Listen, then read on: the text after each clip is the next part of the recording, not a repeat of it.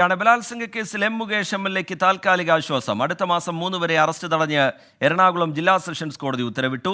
തന്നെ ബ്ലാക്ക്മെയിൽ ചെയ്യുകയാണ് എന്നാണ് മുകേഷിന്റെ വാദം. ശ്രീകാന്ത് ചേരുന്നുണ്ട് വിവരങ്ങളുമായി കൊച്ചിയിൽ നിന്ന്. ശ്രീകാന്ത്, 5 ദിവസത്തേക്ക് അറസ്റ്റ് പാടില്ല എന്നൊരു നിർദ്ദേശം കോടതിയുടെ ഭാഗത്തു നിന്നുണ്ടാവുന്നുണ്ട്. ഒരു താൽക്കാലിക ആശ്വാസം എന്ന നിലയിൽ വേണമെങ്കിൽ അതിനെ കാണാം.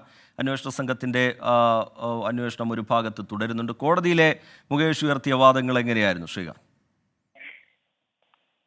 ഇന്ന് അതീവ നാടകീയമായാണ് മുകേഷിന്റെ നീക്കങ്ങൾ ഉണ്ടായത് ഈ വിഷയത്തിൽ. അതായത് വൈകുന്നേരം വരെ മുകേഷിന്റെ ഭാഗത്തുനിന്നും മുൻകൂർ ജാമ്യത്തിന് നീക്കം ഉണ്ടാകില്ല എന്നുള്ള ഒരു തീരുമാനമാണ് അവരെടുത്തിരുന്നത്.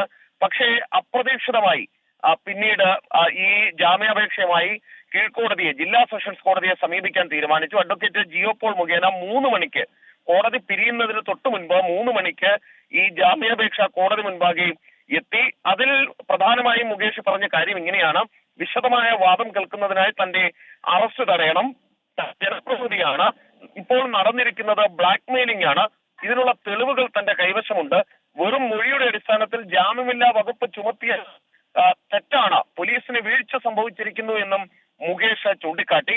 ഇതിന്റെ അടിസ്ഥാനത്തിൽ ഈ അറസ്റ്റ് തടഞ്ഞുകൊണ്ട് തന്റെ ഭാഗം വിശദീകരിക്കാനുള്ള സാവകാശം, സമയം തരണം എന്ന് മുകേഷ് ആവശ്യപ്പെട്ടു. തുടർന്ന് കോടതി ഈ മാസം 3-ാം തീയതി വരെ മുകേഷിന്റെ അറസ്റ്റ് തടഞ്ഞു. 3-ാം തീയതി വരെ മുകേഷിനെ അറസ്റ്റ് ചെയ്യാൻ പാടില്ല. 3-ന് ഈ കേസിൽ, ഈ ജാമ്യാപേക്ഷയിൽ വിശദമായ വാദം കേൾക്കും. അതിനുശേഷമായിരിക്കും തുടർ നടപടികൾ ഉണ്ടാവുക. പക്ഷേ റീജിത്ത്, ഒരു നോട്ട് ടു അറസ്റ്റ് കിട്ടിയാൽ പിന്നീട് ജാമ്യാപേക്ഷയിന്മേൽ വാദം കേട്ടാലും ഈ ജാമ്യം നൽകുന്നതാണ് ഒരു കീഴ്വഴക്കം. അങ്ങനെയാണ് സാധാരണഗതിയിൽ കണ്ടിട്ടുള്ളത്.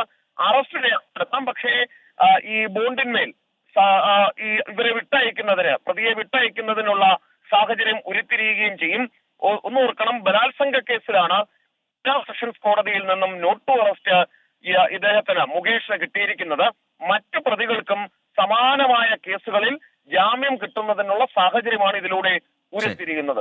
ശരിയാ ശ്രീകാന്ത്, വിവരങ്ങൾ നൽകുകയായിരുന്നു കൊച്ചിയിൽ നിന്ന്. തന്റെ ഭാഗം വിശദമായി കേൾക്കണം എന്നുള്ള മുകേഷിന്റെ ആവശ്യം തൽക്കാലം കോടതി കേൾക്കുന്നുണ്ട്. 5 ദിവസം അറസ്റ്റ് പാടില്ല എന്നുള്ള നിർദ്ദേശം നൽകുകയും ചെയ്യുന്നുണ്ട്. സെപ്റ്റംബർ 3-ാം തീയതി വിശദമായ വാദം ഈ വിഷയവുമായി ബന്ധപ്പെട്ട് കോടതിയിലുണ്ട്.